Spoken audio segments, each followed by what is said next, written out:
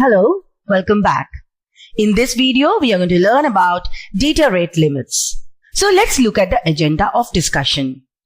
We will be starting with data rate factors, then channel capacity, after that Shannon-Hartley law. Now let us look at data rate factors. Now what is data rate? Data rate means the speed with which the data is moving through the transmission medium. This transmission medium is also called a channel. Now it is measured in bits per second. We also call it BPS. Now there are various factors upon which data rate is dependent upon. Let us learn them one by one. But before that, let me tell you that data rate also means the rate at which the audio or video files are compressed. So let us look at the different data rate factors. Number one is the number of levels. Now what do we mean by number of levels?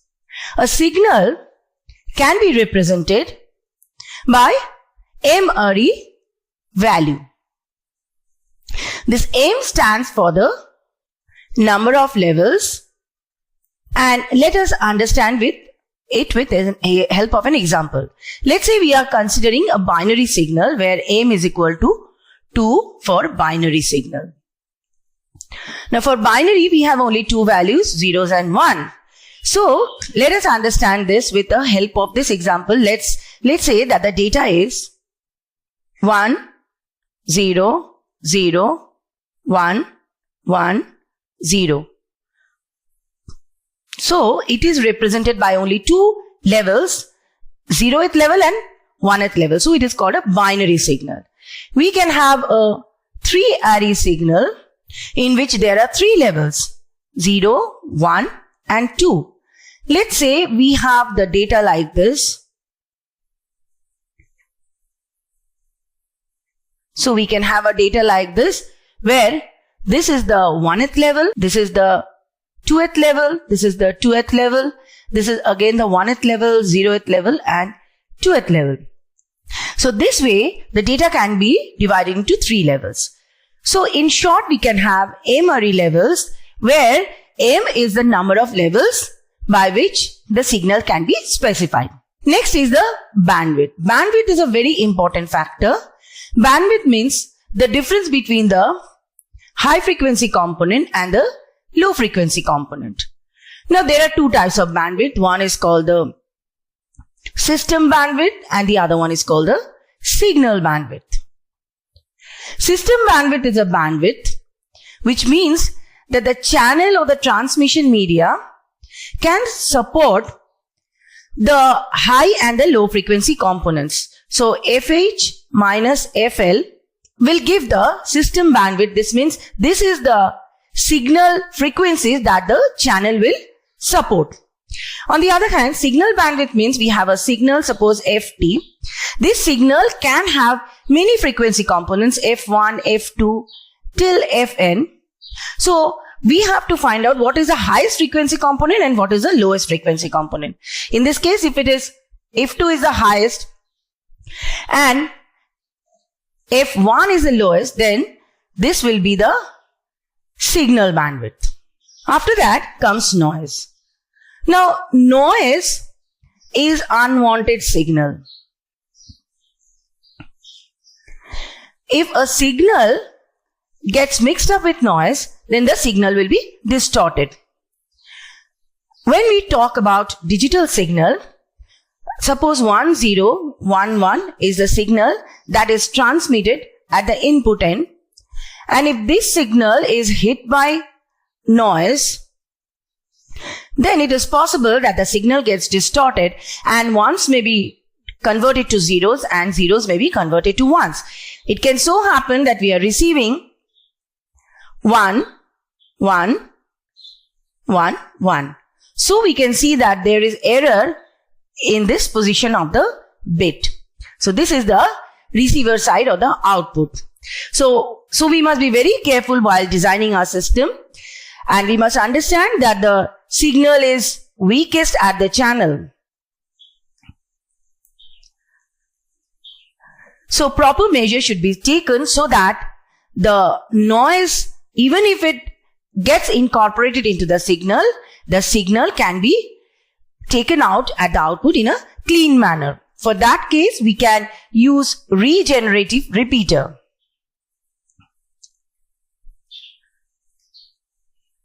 Regenerative repeater is a device which generates new clean pulses out of the already distorted signal. So these are the different data rate factors which must be taken into consideration in order to understand what should be the data rate. Let us now understand channel capacity. Let's understand this with the help of an example. For example, we have a room which has a capacity of, say, 90 people. So 90 people can be accommodated in the room. In a similar way, we can have a bucket which can fill 10 liters of water. So this is the capacity of the bucket. In a similar way, a channel can have a capacity. This means how many bits can be transmitted through the channel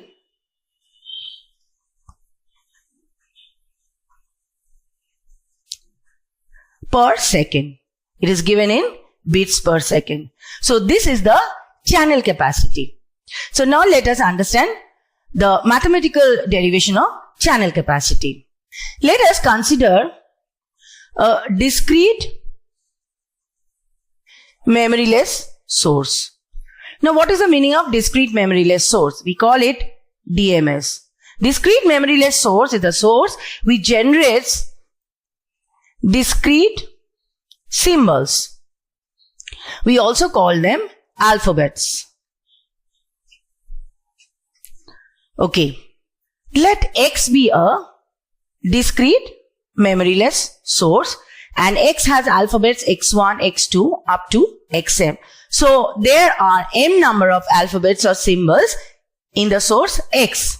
The information content Xi, where Xi is any symbol of X, is given as Ixi is equal to log base B 1 by Pxi, or in other words, it is minus of log base B P of Xi, where P of Xi is the probability of occurrence of the symbol Xi. Now, this value B, which we call the base B, is a generalized term. This B can be value 2 when we deal with binary data. This B can be value 10 when we deal with decimal data and so on. Now here we will be considering binary data. So always this value of B will be 2. Now this P is equal to 1 by N, where N is the number of levels. In other words, we can write I is equal to log base 2 N is equal to log base 2 1 by P. So we give this Ixi as equation 1. We give this I is equal to log base 2 1 by P as equation 2. The channel capacity C is given as C is equal to B log base 2 1 plus S by N. Here B is the bandwidth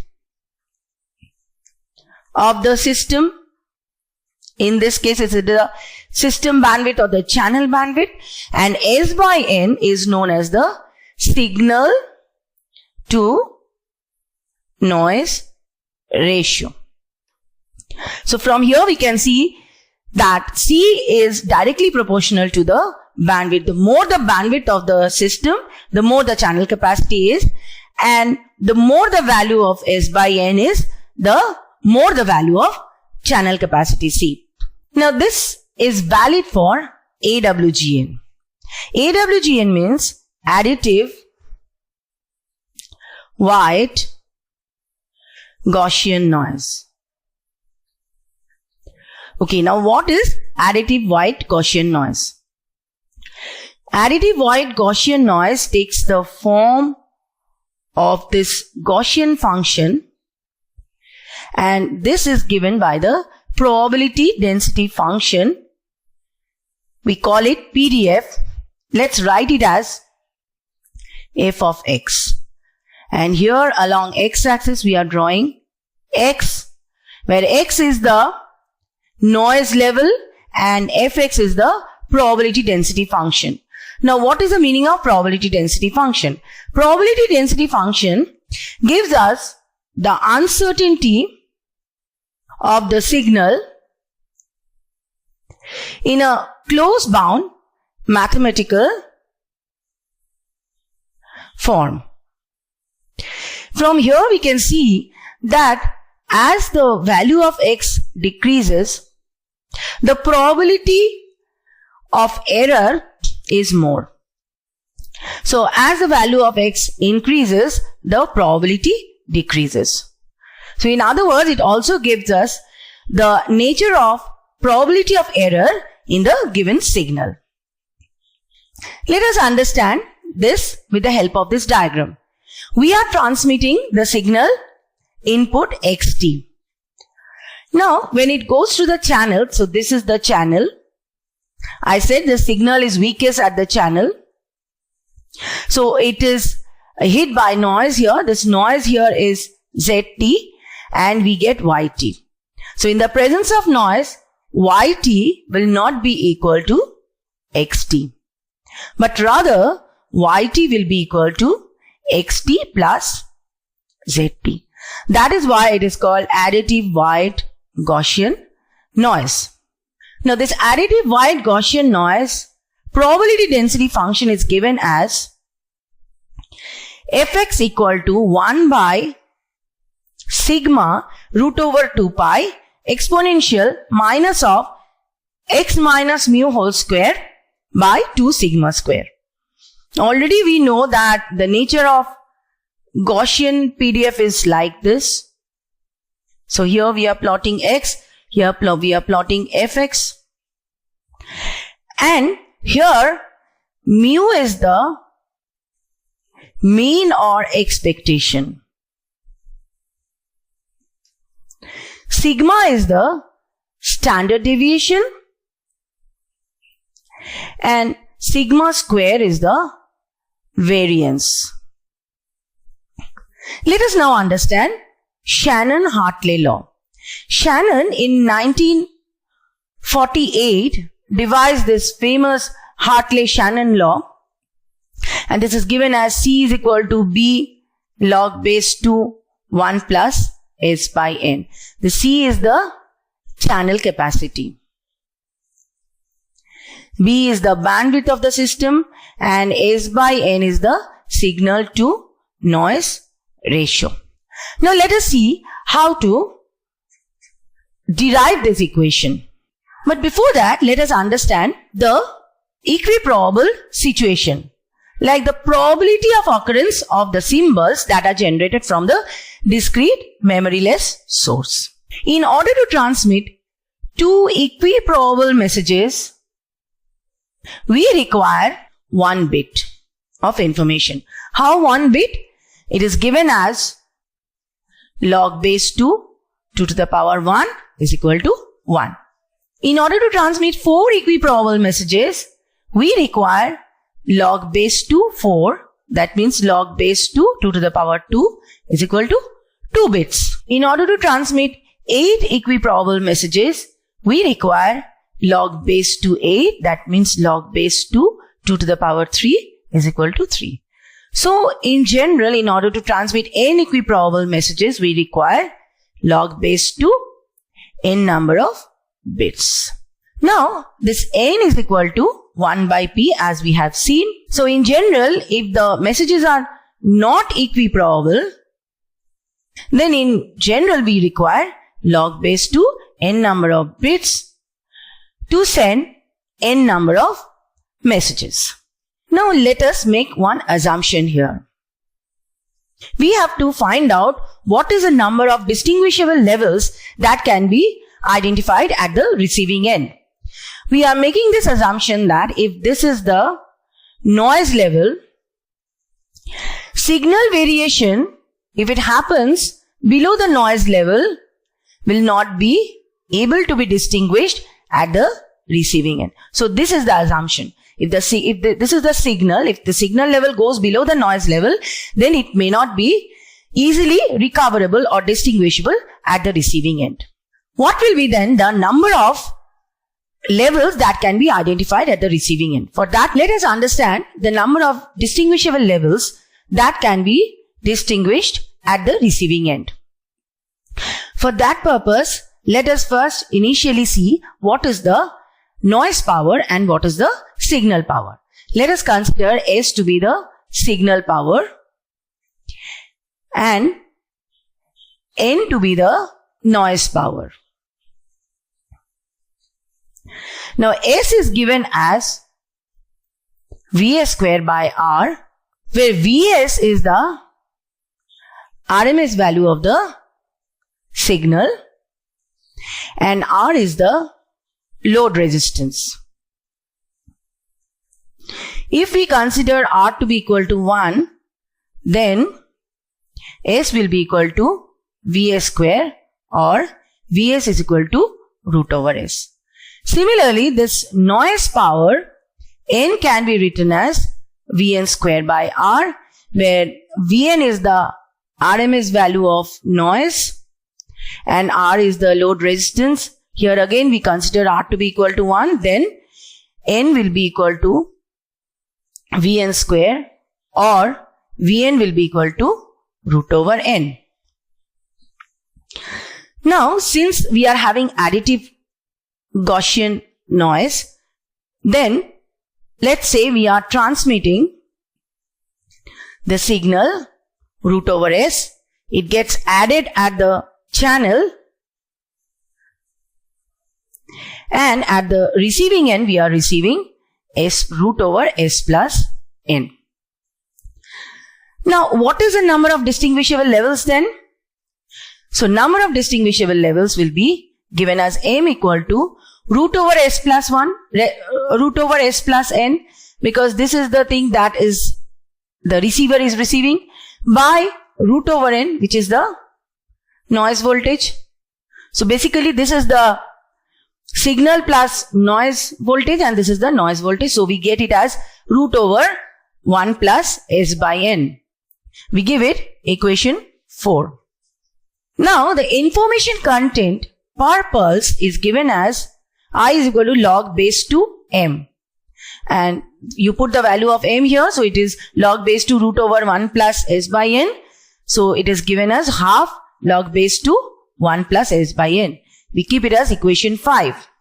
Now this is for a single pulse. If we transmit K pulses, then the channel capacity will be given as C is equal to K by 2 log base 2 1 plus S by N. We are simply multiplying equation 5 with K. This is given as equation 6.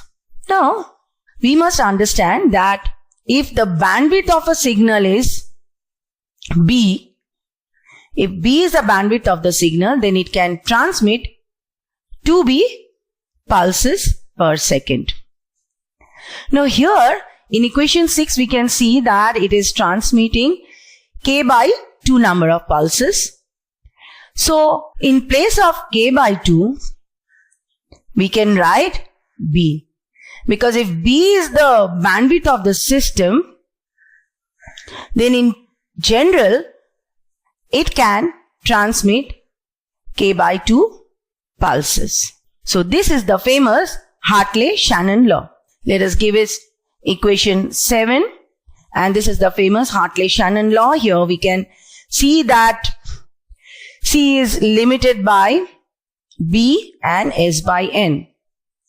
If B increases, C also increases, and if S by N increases, C increases. Here I want to mention one thing. For a noiseless channel, n is equal to 0. So S by n is equal to infinity, C is equal to infinity. For practical situations, C is equal to finite, and because n is equal to finite. This is the famous Hartley-Shannon law, equation 7. Let us understand Hartley-Shannon law with the help of a problem. The problem states that a TV picture consists of 3 into 10 to the power 5 small picture elements. Each of these elements can assume 10 distinguishable levels of brightness which are equiprobable. There are 30 picture frames transmitted per second. Signal to noise ratio is given as 1000. For satisfactory reproduction of the picture, you need to find out the bandwidth of the video signal in the TV. Let us see how to solve this equation. Information per picture element is given as log base 2 number of levels. Here number of levels is 10. So it is log base 2 10. It is given as 3.32 bits per picture element. Now here there are 3 into 10 to the power 5 small picture elements. So information per frame will be given as 3.32 multiplied by 3 into 10 to the power 5. This will be bits per frame. Now how many frames are there? There are 30 frames. So channel capacity will be given as 3.32 multiplied by 3 into 10 to the power 5 into 30 bits per second. It is roughly given as 29.6 into 10 to the power 6 bits per second. Now you have to find out the bandwidth of the video signal in the TV. Let us write down the famous Hartley-Shannon law. C is equal to B log base 2 1 plus S by n. And if you put the values of C and S by n, you can find out the value of B here. So B will be given as C by log base 2 1 plus S by n. So it is basically 29.6 into 10 to the power 6 by log base 2 1 plus 1000, because S by n ratio is given as 1000. So if you calculate it, it will come out to be 3 megahertz. So we can find out that the bandwidth of the video signal in the TV is 3 megahertz.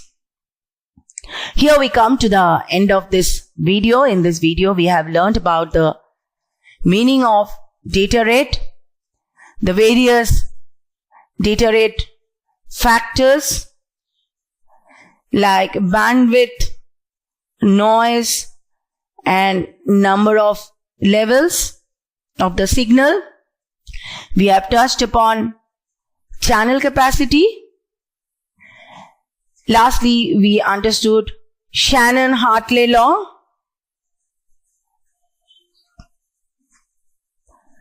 And we understood it with the help of a solved problem.